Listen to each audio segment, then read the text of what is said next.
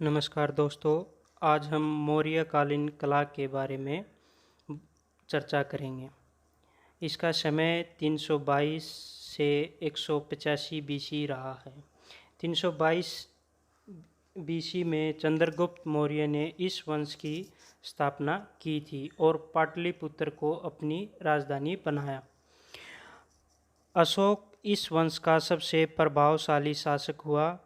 वह बौद्ध धर्म का अनुयायी था। बौद्ध धर्म प्रचार में अनेक कलात्मक विकास कराए उसने। मौर्यकालीन कला का परिचय सीरियाई राजदूत मैग्स्थनीज की पुस्तक इंडिका से तथा अशोक द्वारा बनवाए गए स्तंभ शिलालेख से हुआ। मौर्यकालीन विशेषता, इसमें काष्ठ के स्थान पर पत्थर तथा ईंटों का प्रयोग अधिक हुआ। चमकदार पॉलिश इसकी विशेषता रही है। तीसरा है धर्म का प्रचार। अशोक बौद्ध धर्म का अनुयायी होने के कारण इसने बौद्ध धर्म का अधिक कलात्मक कार्य करवाया गया। यह कला राज्य आश्रित रही है और इसके अंतर्गत राजप्रसाद, स्तूप, चैत्य, विहार, गुफाएं तथा स्तंभ बनवाए गए। मौर्यकालीन वास्तुकला के मुख्य उदाहरण, पहला है पाटलिपुत्र का मौर्य राजप्रसाद।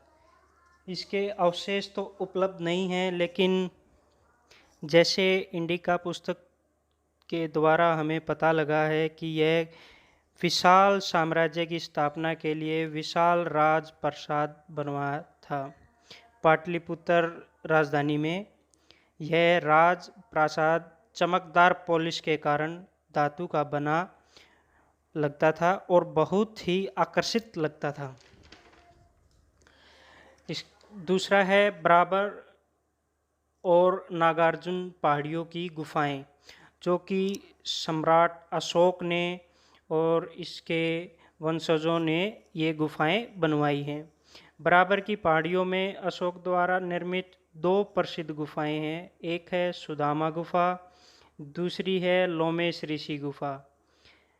इस गुफा के प्रवेश द्वार उत्कीर्ण शिल्प से अलंकृत हैं तथा दो स्तंभों पर गोल मेहराब से डिजाइन है।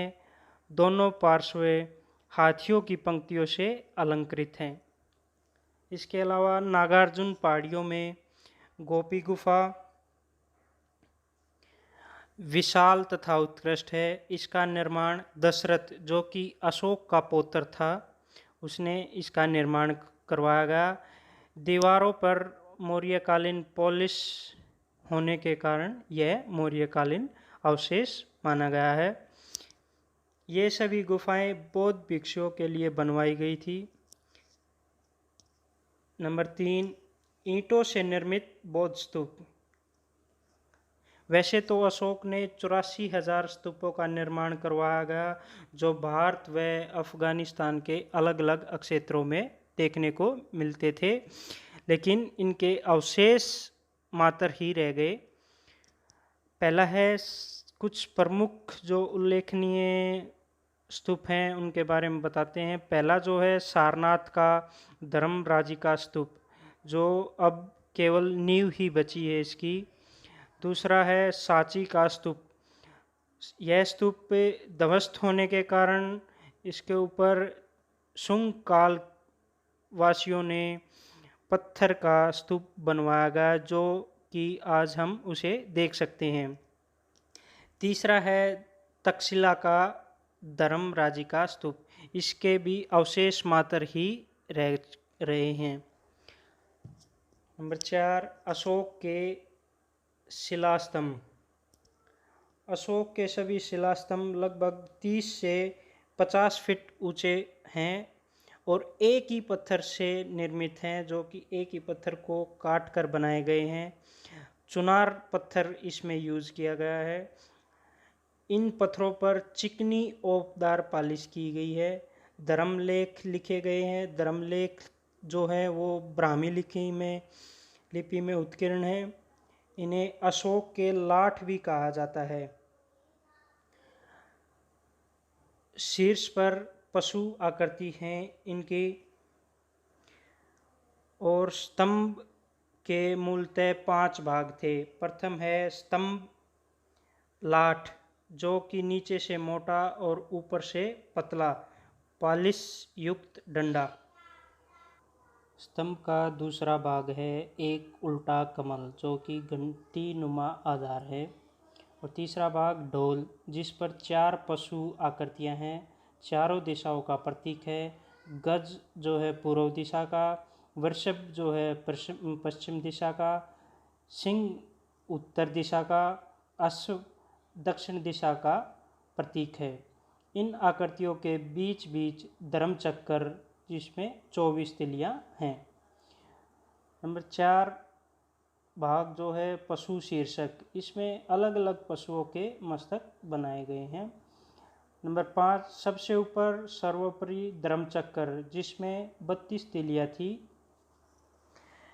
प्रमुख स्तंभों का विस्तार, सारनाथ स्तंभ का शेर मस्तक, जिसे लॉयन कैपिटल के नाम से भी जाना जाता है, इसका समय 250 बीसी से पूर्व रहा है। यहाँ बुद्ध ने प्रथम धर्म उपदेश दिया था, तो अशोक ने यहाँ सारनाथ में स्तंभ बनाया, जो कि 4 शेरों वाला स्तंभ मस्तक था, जो राजसी ऐलान दिखाता था धर्म का। इसकी ऊंचाई 70 फीट थी। यह सारनाथ के पुरातत्व संग्रहालय में सुरक्षित है। घोषणा स्तंभ का शेर मस्तक, इसे एडिक्ट पिलर भी कहा जाता है। यह बिहार के लोरिया नंदगढ़ नामक स्थान से मिला है। इसका समय 242 बीसी। इसकी ऊंचाई 39 फीट है। तीसरा महत्वपूर्ण स्तंभ है बैल वाला स्तंभ मस्तक। यह रामपुरवा बिहार से मिला है।